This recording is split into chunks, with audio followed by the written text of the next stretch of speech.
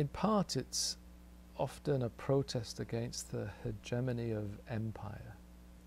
The monastic movements seem to have withdrawn to the very fringes of the empire and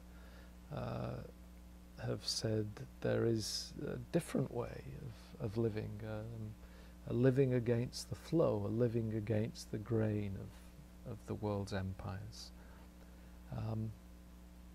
But in part these movements are also spiritual renewal. It's connecting people with ultimate reality, connecting people with their truest selves in the image of God. Now, in its Christian expression, as a movement, monasticism has been very diverse and itself went through periods of growth and decline and decay and renewal. So the beginnings of monasticism that you see in the desert or in Celtic monasticism in its early incarnations, very different to monasticism of the High Middle Ages, where the monastic communities themselves had become an established part of empire, where the communities were full of wealth and privilege, and they needed renewing themselves, and it was often new monastic communities, movements that did that. But by and large we can identify three kinds. I'll write them for you because the words might be somewhat new. The first is the eremitic.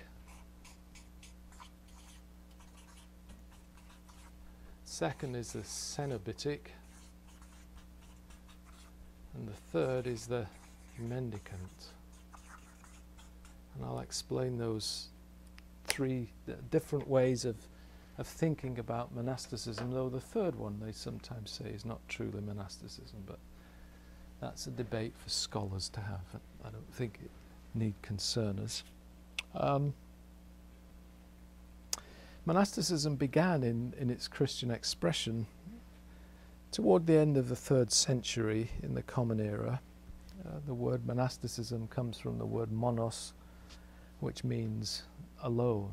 And so monasticism began in solitude, where for the first 3 centuries of the Christian church, as the Christian religion developed, it was quite a spontaneous, charismatic, deeply spiritual movement, a persecuted movement by the then Roman Empire.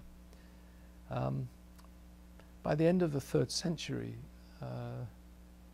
it was beginning to change, and at the beginning of the 4th century there is the adoption of Christianity as the religion of the empire, and from then on, in some tellings of the story, things went from bad to worse as Christianity became co-opted as the religion of the state.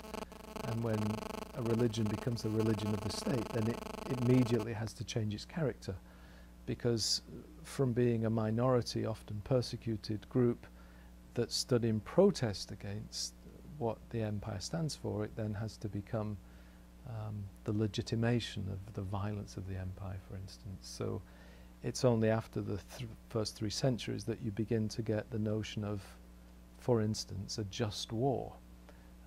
Before that time, Christians are basically pacifist, but when Christianity becomes a religion of empire, well, what are we going to do about these things called wars that empires engage in? Well, we'll have to think of ways of seeing what kind of wars are just and what kind of wars are unjust, and so Christianity becomes co-opted, and that's very much the position that we found Christianity in from the 4th century until the present day to some degree. Now when that began to happen, certain Christians kind of instinctively felt this is wrong, this is not the way to go. They withdrew from society, moved out in the deserts of Egypt and Palestine. If we characterize these 3 types, the eremitic is the kind of monasticism of the solitary, the hermit. And Saint Anthony is the kind of exemplar of this, and this is the standard life of Saint Anthony in the Ancient Christian Writers series. And it's Anthony who leaves the cities, goes into the deserts, isolates himself from society, and seeks a deeper spiritual life. I'll pass the books around, you can have a look. Because what began to happen is that others went out to the desert to see Anthony and to talk to him and to see what his spirituality was about, and then they joined themselves to him, and they too became hermits in the desert. And so and that's the beginning of the Desert Fathers and Mothers, that you would have these desert hermits who were seeking a deeper spiritual life, and they would go find a cave somewhere and they would seek God alone, a monos. As that developed, these monastics began to form small groups, and they would form groups around a great saint like Anthony. And that's the second kind of monasticism, the cenobitic. This is the community type of monasticism. And what they did first is they would have their caves or their huts in close proximity. And then they would begin to join together for liturgy and for spiritual teaching and spiritual direction. And the great exemplar there is Saint Pachomius. Anthony was in the Alexandria region, Pachomius in the Upper Nile region. Anthony's dates are round about 251 to 356, Pachomius slightly later, 292, 346. The third kind, the mendicant, these were renewal movements in the beginning of the 13th century, and the great name here is St. Francis. By then, almost 1,000 years later, monasticism had become part of the establishment.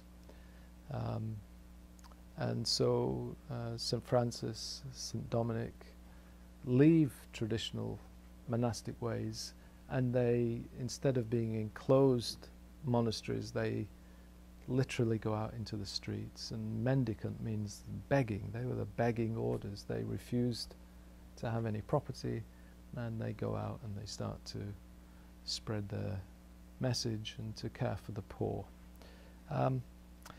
These three ways have been carried